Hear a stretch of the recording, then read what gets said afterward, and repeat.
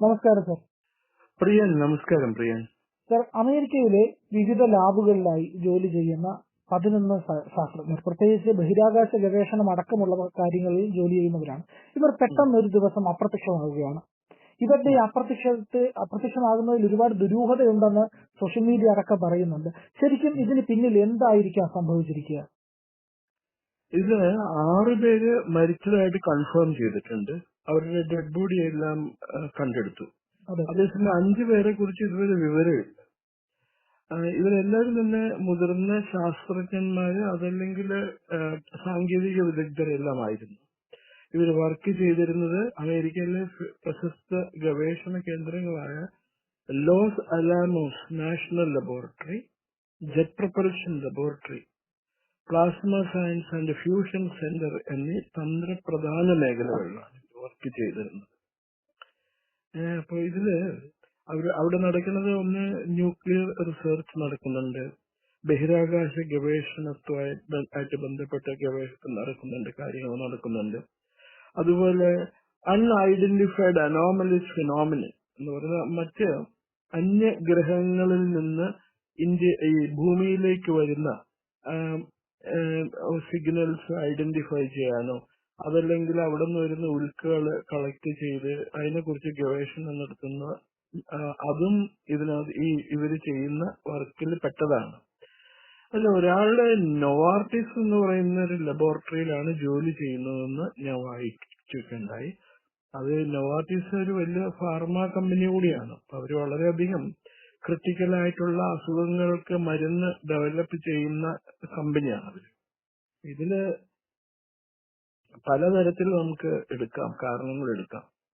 ഒന്നുകിൽ അവരുടെ ശത്രുക്കൾ അവരെ കൊന്നതായിരിക്കാം, അതല്ലെങ്കിൽ പേഴ്സണൽ പ്രശ്നങ്ങൾ കൊണ്ട് മരിച്ചുപോയതായിരിക്കാം, അവരെന്തെങ്കിലും അപകടങ്ങളിലൊക്കെ പെട്ടതായിരിക്കാം. 5 പേരെ കാണാതായി, അവരെ ഒരുപക്ഷെ തട്ടിക്കൊണ്ടുപോകാൻ വഴിയുണ്ടായിരിക്കും. പക്ഷെ അമേരിക്കയിൽ നിന്നും അവര് മറ്റൊരു രാജ്യത്തേക്ക് തട്ടിക്കൊണ്ടു പോവുക എന്ന് പറയുന്നത് ചില്ലറ അറ്റംപ്റ്റ് ഒന്നും അല്ല, സാധാരണ ഗതിയിൽ സാധിക്കാത്തൊരു കാര്യമാണത്. പിന്നെ ഈ ശാസ്ത്രജ്ഞന്മാരെ കൊല്ലുക എന്ന് പറയുന്നത് ഇന്നോ ഇന്നലെയോ തുടങ്ങിയതല്ല. പ്രിയൻ ഓർമ്മയില്ലേ, നമ്മൾ ഒരു പ്രോഗ്രാം ചെയ്തിരുന്നു, കുറച്ചു നാളും ഒരു വീഡിയോ ചെയ്തിരുന്നു ഹോമി ഭാഭയെ കുറിച്ചിട്ട്. അപ്പൊ അതില് 1966 ഹോമി ഭാഭയെ ഒരു വിമാന അപകടത്തിലാണ് കൊന്നത്. അത് അടുത്ത കാലത്ത് ഡൊണാൾഡ് ക്രോ എന്ന് വെച്ച് പറയുന്ന ഒരു CIA-യുടെ അക്കാലത്തെ ഏഷ്യൻ ഡയറക്ടറാണ്. അയാളുമായിട്ട് ഒരു പത്രപ്രവർത്തകൻ നടത്തിയ കോൺവെർസേഷൻ വിത്ത് ക്രോ എന്ന് പറഞ്ഞ പുസ്തകത്തിലാണ് അതിനെക്കുറിച്ച് വ്യക്തമായിട്ട് എഴുതിയിരുന്നത്. അപ്പൊ ഈ ഹോമി ഭാഭയ്ക്ക് ഇന്ത്യക്ക് സ്വന്തമായിട്ട് അണുബോംബ് നിർമ്മിക്കാമെന്നും അതിനുള്ള സാങ്കേതിക വിദ്യ നമുക്കുണ്ട് എന്നും അദ്ദേഹം പ്രഖ്യാപിച്ചിരുന്നു. അതിനെ തുടർന്നിട്ടാണ് അദ്ദേഹത്തിന് വധിച്ചത്. അതിനു മുമ്പ് തന്നെ ന്യൂക്ലിയർ ബോംബ് ഉണ്ടാക്കണം എന്നുള്ള ഒരു നിലപാടിലെത്തിയിരുന്നു അന്നത്തെ പ്രധാനമന്ത്രി ലാൽ ബഹദൂർ ശാസ്ത്രിയും താഷ്കന്റിൽ വെച്ച് ദുരൂഹ സാഹചര്യത്തിൽ മരണപ്പെടുകയുണ്ടായി. അപ്പൊ അത് ഒരു പതിവായിട്ടുള്ള സംഭവം. ഇപ്പൊ ഒരു കാര്യം മനസ്സിലാക്കേണ്ടത്, ഈ അമേരിക്കയും ഇറാനും ഇസ്രായേലുമുള്ള സംഘർഷം തുടങ്ങിയതിനു ശേഷം അമേരിക്കൻ പ്രസിഡന്റ് തന്നെ പറഞ്ഞിട്ടുണ്ട് 12 ന്യൂക്ലിയർ സയന്റിസ്റ്റുകൾ, ആണവ ശാസ്ത്രജ്ഞന്മാരെ അമേരിക്കൻ സൈന്യം തന്നെ വധിച്ചിട്ടുണ്ട്. അവരുടെ 9ഓളം ആണവ ഫെസിലിറ്റീസ് പലവട്ടം ആക്രമിച്ചിട്ടുണ്ട്. അതുകൂടാണ്ട് അറാഖ് എന്ന് പറയുന്ന ഒരു റിയാക്ടർ, ARAK, അറക്കാണ്, മറ്റേ നമ്മുടെ നാട്ടിലെ അറാഖല്ല. അറാഖ് എന്ന് പറയുന്ന ഇറാനിലെ ഒരു ന്യൂക്ലിയർ റിയാക്ടർ. അവിടെ കണ്ടുപോകാനും അത്യാധുനിക ഫെസിലിറ്റീസ് എല്ലാം ഉണ്ടായിരുന്നു. ഈ യുറേനിയം എൻറിച്ച് ചെയ്യാനായിട്ടുള്ള സെൻട്രിഫ്യൂജ് സിസ്റ്റം, അതുപോലെ യുറേനിയം പ്രൊഡക്ഷൻ പ്ലാന്റ്, ഇതെല്ലാം തന്നെ അവര് നശിപ്പിച്ചു. അവിടെ വെച്ച് 8 ന്യൂക്ലിയർ സയന്റിസ്റ്റുകൾ, ഇറാനിയൻ സയന്റിസ്റ്റുകളെ കൊന്നു. ഇത് പറഞ്ഞത് സാധാരണ പത്രപ്രവർത്തകരല്ല, അമേരിക്കൻ പ്രസിഡന്റ് രാഷ്ട്രത്തോട് ചെയ്ത പ്രസംഗത്തിലാണെന്ന് പറഞ്ഞത്. അപ്പൊ ഇത് പതിവാണ്, ഇത് നടക്കാറുണ്ട്, ഇതിങ്ങനെ നടക്കാറില്ല. പക്ഷേ ഇതിന്റെ കാര്യം എന്താണെന്ന് വെച്ചാൽ, ഇപ്പൊ ജെറ്റ് പ്രൊപ്പൽഷൻ ലബോറട്ടറി ഒക്കെ വളരെ അഡ്വാൻസ്ഡ് ആയിട്ടുള്ള റോക്കറ്റ് ടെക്നോളജി, അതുപോലെ ഔട്ടർ സ്പേസിലേക്കുള്ള വാഹനങ്ങൾ നിർമ്മിക്കുന്ന സാങ്കേതിക വിദ്യയൊക്കെ വികസിപ്പിച്ചുകൊണ്ടിരിക്കുകയാണ്. ഇതില് ഗൗരവമായിട്ട് തോന്നുന്നത് ഫ്യൂഷൻ സെന്റർ, പ്ലാസ്മ സയൻസിൽ ഫ്യൂഷൻ സെന്ററിലെ സയന്റിസ്റ്റിനെ കൊന്നതാണ്. ഈ ഫ്യൂഷൻ എന്ന് പറയുന്നത് ഇപ്പൊ നമ്മള് ന്യൂക്ലിയർ റിയാക്ടറുകളൊക്കെ ഫിഷൻ റിയാക്ടറുകളാണ്. എന്ന് പറഞ്ഞാൽ ആറ്റത്തിനെ സ്പ്ലിറ്റ് ചെയ്യും. സ്പ്ലിറ്റ് ചെയ്യുമ്പോൾ അതിൽ നിന്ന് ഉണ്ടാവുന്ന ചൂട് അത് ഉപയോഗിച്ചിട്ടാണ് വൈദ്യുതി ഉത്പാദിപ്പിക്കുന്നത് ഫിഷൻ. ഫ്യൂഷൻ എന്ന് പറഞ്ഞാൽ രണ്ട് ആറ്റംസ് ചേർക്കും, ഫോഴ്സ് ബൈ ഫോഴ്സ് ചേർത്ത് കഴിയുമ്പോൾ ഫിഷനിൽ ഉണ്ടാകുന്ന എനർജിയുടെ 10 മടങ്ങ് എനർജിയാണ് ഫ്യൂഷൻ റിയാക്ടർ ആറ്റമിക് ഫ്യൂഷൻ വഴി ഉണ്ടാകുന്നത്. അതെ അതെ. അപ്പൊ അതിന്റെ പ്രത്യേകത ഈ ഫിഷൻ റിയാക്ടറിന് അത്ര അപകടമൊന്നും ഉണ്ടാവില്ല ഫ്യൂഷൻ റിയാക്ടർ. പിന്നെ കൂടാതെ വേറൊരു തരം ഫ്യൂഷൻ ഉണ്ട്, കോൾഡ് ഫ്യൂഷൻ എന്ന് പറയുന്നത്. നമ്മുടെ റൂം ടെമ്പറേച്ചറിൽ നമ്മുടെ റൂമിന്റെ 32-33 ഡിഗ്രി സെൽഷ്യസിൽ തന്നെ നമുക്ക് ഈ വൈദ്യുതി ഉത്പാദിപ്പിക്കാം. അതിന് സെക്യൂർ എന്താ പറയുക സുരക്ഷാ പ്രശ്നങ്ങളൊന്നുമില്ല. അതിനെ കുറിച്ചിട്ടുള്ള ഗവേഷണം നടന്നു വളരെ അഡ്വാൻസ്ഡ് സ്റ്റേജിൽ നടക്കുന്നുണ്ട്. ആ ടെക്നോളജി തട്ടിയെടുക്കാനായിട്ട് പലരും ശ്രമിക്കുന്നുണ്ട്. കാരണം അതോടുകൂടി ഈ ഫ്യൂഷൻ കോൾഡ് ഫ്യൂഷൻ യാഥാർത്ഥ്യമാവുന്നതോടുകൂടി ശാസ്ത്ര സാങ്കേതിക രംഗം വൻ വിപ്ലവത്തിന് വിധേയമാവും. അപ്പൊ അതിനെ പറ്റിയിട്ടൊരു ശാസ്ത്രജ്ഞൻ പറയുന്നത്, നമ്മള് വീടുകൾ ചക്രങ്ങൾ കണ്ടുപിടിച്ചല്ലേ, ചക്രങ്ങൾ കണ്ടുപിടിച്ചതോടുകൂടിയാണല്ലോ ഈ ലോകത്തിന്റെ ഒരു വലിയ മാറ്റം വന്നത്. ടെക്നോളജി ഉപയോഗിച്ചിട്ട് കാളവണ്ടികളും കുതിരവണ്ടികളും കഴുതവണ്ടികളും തൊട്ട് അങ്ങേയറ്റം ട്രെയിൻ, വിമാനം, അതേപോലെ തന്നെ എന്താ പറയുക കാറുകൾ, ഓട്ടോമൊബൈൽസ് അതെല്ലാം ഡെവലപ്പ് ചെയ്യാൻ തുടങ്ങി. ഈ വീൽസ് കണ്ടുപിടിച്ച ചക്രങ്ങൾ കണ്ടുപിടിച്ചതിൽ കൂടുതൽ റെവല്യൂഷണറി ആയിട്ടുള്ള ഒരു മാറ്റമായിരിക്കും കോൾഡ് ഫ്യൂഷൻ എന്ന് പറയുന്ന ടെക്നോളജി വഴി വരുന്നത്. അപ്പൊ അതിന്റെ പ്രത്യേകത ഒന്നാണ്, ഇപ്പം പ്രിയനൊക്കെ വർക്ക് ചെയ്യുന്ന ലാപ്ടോപ്പിന്റെ ഈ ലാപ്ടോപ്പിന്റെ അത്ര വലിപ്പമുള്ള ഒരു റിയാക്ടർ, ന്യൂക്ലിയർ റിയാക്ടർ നമുക്ക് മേടിക്കാൻ പറ്റും മാർക്കറ്റിൽ നിന്ന്. അപ്പൊ അതിന്റെ പ്രത്യേകത അത് വീട്ടിൽ ആവശ്യത്തിനുള്ള ഇഷ്ടംപോലെ വൈദ്യുതി ഉത്പാദിപ്പിക്കാൻ പറ്റും. അതല്ലെങ്കിൽ കുറച്ചുകൂടി വലിയ ഒരു ഡെസ്ക്ടോപ്പ് അത്ര മാതൃകയാണെങ്കിൽ ഒരു ഗ്രാമത്തില് ഒരു നഗരത്തില് എന്താ പറയുക ആവശ്യത്തിനുള്ള എല്ലാ വൈദ്യുതിയും അതിനകത്ത് ഉത്പാദിപ്പിക്കാൻ പറ്റും എന്നാണ് പറയുന്നത്. ഇത് എത്രമാത്രം സക്സസ് ആയിട്ടുണ്ടെന്ന് അറിയില്ല, പക്ഷെ അതിന്റെ ബേസിക് കാര്യങ്ങളെല്ലാം ഇന്ത്യയിൽ ഉൾപ്പെടെ പ്രൂവ് ചെയ്ത് കഴിഞ്ഞത് സാധ്യമാണെന്ന്. നമ്മുടെ അറ്റോമിക് എനർജി കമ്മീഷന്റെ മുൻ ചെയർമാനായിരുന്ന ഡോക്ടർ PK അയ്യങ്കാർ, പിന്നെ Bhabha Atomic Research Centre physics ഡിപ്പാർട്ട്മെന്റിന്റെ ഡയറക്ടറായിരുന്ന M. ശ്രീനിവാസൻ, ഇവർ രണ്ടുപേരും മരണപ്പെട്ടു. അവർ രണ്ടുപേരും പ്രായമായിട്ട് മരിച്ചായിരിക്കണം.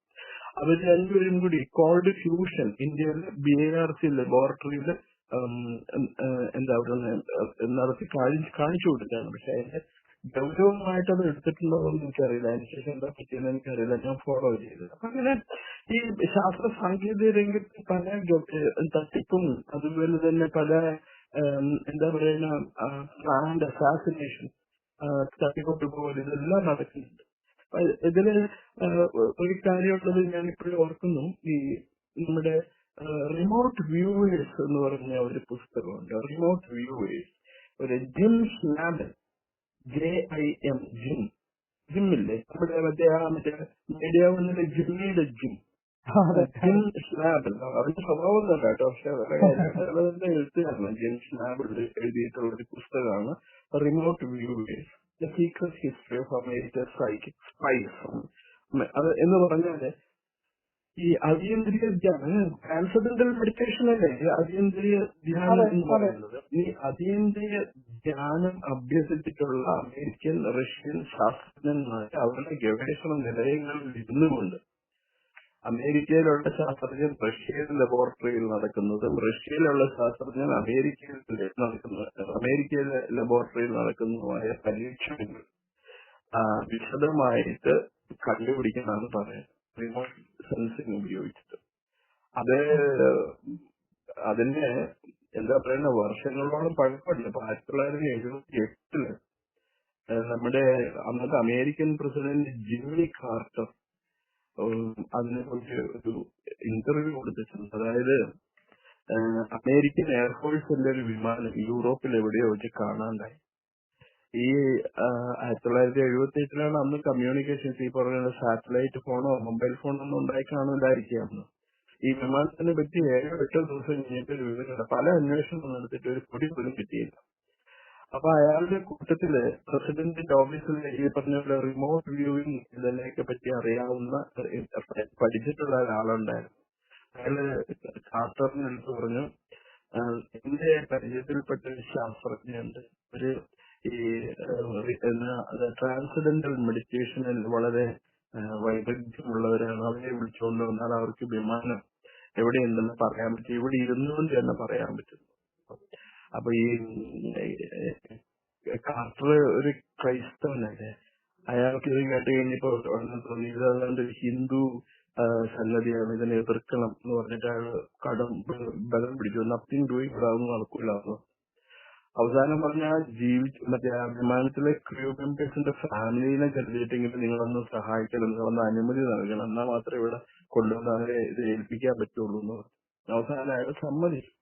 അതുപോലെ എനിക്ക് വിശ്വാസമൊന്നുമില്ല അതിനകത്ത്, അങ്ങനെ നിങ്ങൾ ചെയ്തു എന്ന് പറഞ്ഞു. അത് പ്രസിഡന്റ് കാർട്ടറിന് അയാളുടെ തന്നെ അക്കൗണ്ടിലാണ് പറഞ്ഞത്. ആ സ്ത്രീ ഇവിടെ വന്നു, അവര് ഒരു എന്താ പറയുന്നത് സ്റ്റേറ്റ് ഓഫ് ട്രാൻസ് എന്ന് പറയില്ല, നമ്മൾ ഇങ്ങനെ ഒരു അബോധാവസ്ഥയിൽ ഇങ്ങനെ ഇരിക്കും. അങ്ങനെ ആ ട്രാൻസ് പൊസിഷനിൽ ഇരുന്ന സ്ത്രീ ഒരു കടലാസിൽ കുറെ ലാറ്റിറ്റ്യൂഡും ലോഞ്ചിറ്റ്യൂഡ് ഫിഗേഴ്സും മാർക്ക് ചെയ്തു. എന്നിട്ട് അവര് ട്രാൻസിൽ നിന്ന് ഉണർന്ന് എഴുന്നേറ്റിട്ട് പറഞ്ഞു, നിങ്ങളുടെ സാറ്റലൈറ്റ്സ് വെച്ചിട്ട് ഈ പോയിന്റിൽ അന്വേഷിച്ചാൽ മതി എന്ന് പറഞ്ഞു. അപ്പോ പ്രസിഡന്റ് ട്രംപിന്റെ വാക്കുകളാക്കി ഓർക്കുകയാണ്, we focused our satellite cameras on that point and the lost plane was there. 16 ദിവസം കഴിഞ്ഞിട്ടാണ് വിമാനം കണ്ടിട്ട്, ആരും ജീവിച്ചിരിപ്പുണ്ടായിരുന്നില്ല. അപ്പൊ അതേപോലുള്ള ടെക്നോളജികളും അതുപോലുള്ള സയൻസ് ഒക്കെ ഈ ലോകത്തുണ്ട്. ഇതൊക്കെ തട്ടിയെടുക്കാനായിട്ട് പലരും ശ്രമിക്കാറുണ്ട്. ഉദാഹരണത്തിന് ഈ ഹിമാലയത്തിലേക്ക് ഹിറ്റ്ഫീൽഡ് എന്നൊക്കെ പറഞ്ഞ് പണ്ട് വന്നിരുന്നില്ലേ, കഞ്ചാവ് അടിക്കാനാണ് മരിജുവാന അടിക്കാനാണെന്ന് പറഞ്ഞുകൊണ്ട് വന്നു. ഇവരിവിടെ വന്നത് എന്തിനാണെന്നറിയാം, അവരൊക്കെ CIA ഏജന്റുമാരായിരുന്നു. ട്രാൻസ്ഡെന്റൽ മെഡിറ്റേഷനെ കുറിച്ച് പഠിക്കാൻ വേണ്ടിയിട്ട് ഇവിടുത്തെ മഹർഷിമാരുടെ അടുത്ത്, ഹിമാലയത്തിൽ തപസ് ചെയ്യുന്ന മഹർഷിമാരുടെ അടുത്തേക്ക് പഠിക്കാനായിട്ട് വന്നതാണ്. അവര് നിന്ന് പഠിച്ചിട്ട് പോയിട്ടാണ് അവര് മറ്റേ അമേരിക്കൻ ഡിഫൻസ് ലബോറട്ടറികളിൽ ഈ പറഞ്ഞ പോലെ റിമോട്ട് വ്യൂവേഴ്സിനെ ട്രെയിൻ ചെയ്തെടുത്തത്. അപ്പൊ അങ്ങനെയൊക്കെയുള്ള സംഭവങ്ങൾ ഇഷ്ടം പോലെ നടക്കുന്നുണ്ട്. അപ്പൊ ഇതിനെ കുറിച്ച് അമേരിക്ക ഇപ്പൊ ഡെയിലി മെയിൽ എന്ന് പറഞ്ഞൊരു പത്രമുണ്ട്. ആ ഡെയിലി മെയിൽ പത്രത്തിനകത്ത് വന്ന ഒരു റിപ്പോർട്ടിനെ കുറിച്ച് അതിന്റെ റിപ്പോർട്ടർ അമേരിക്കൻ വൈറ്റ് ഹൗസിന്റെ പ്രസിഡന്റിന്റെ സെക്രട്ടറി, പ്രസിഡന്റിന്റെ പ്രസ് അഡ്വൈസറോട് ചോദിച്ചപ്പോ അവരാണ് പറഞ്ഞത്, ഇത് അന്വേഷണം നടക്കുന്നുണ്ട്, നമുക്ക് എന്തെങ്കിലും ഇത് സോൾവ് ചെയ്യാൻ പറ്റുന്നതാണ് ഞങ്ങളുടെ പ്രതീക്ഷ, ഇതിനെ കുറിച്ച് ഗവേഷണം നടക്കുന്നുണ്ട് എന്നുള്ളതാണ്. ഇത് അമേരിക്കയിൽ മാത്രമുള്ള കാര്യമല്ല, ഇറാനിൽ മാത്രമുള്ള കാര്യമല്ല, ഇന്ത്യയിൽ തന്നെ പല ശാസ്ത്രജ്ഞന്മാരും പല ദുരൂഹ സാഹചര്യങ്ങളിലും മരിച്ചിട്ടുണ്ട്. ഹോമി ബാബ അങ്ങനെ മരണപ്പെടുന്ന അവസാനത്തെ ആളൊന്നുമില്ല, എത്രയോ പേര് നമ്മുടെ ബാബ ആറ്റമിക് റിസർച്ച് സെന്ററിലും നെൽപ്പാക്കത്തിലുള്ള മെട്രാസ് ആറ്റമിക് പവർ സ്റ്റേഷനിലും അതേപോലെ എന്താ പറയുന്നത് Centre for Advanced Technology Indore, അവിടെയൊക്കെ കൽക്കത്തയുടെ valuable energy cyclone centre BEC, അവിടെയൊക്കെ പലരും ഇങ്ങനെ ആത്മഹത്യ ചെയ്യുകയോ അതല്ലെങ്കിൽ മരിക്കുമായിരുന്നു. ദുരൂഹ സാഹചര്യത്തിൽ അസ്വാഭാവിക മരണങ്ങൾ നടന്നതായിട്ട് നമ്മൾ വായിക്കാറുണ്ട് പത്രത്തിനെ കുറിച്ച്.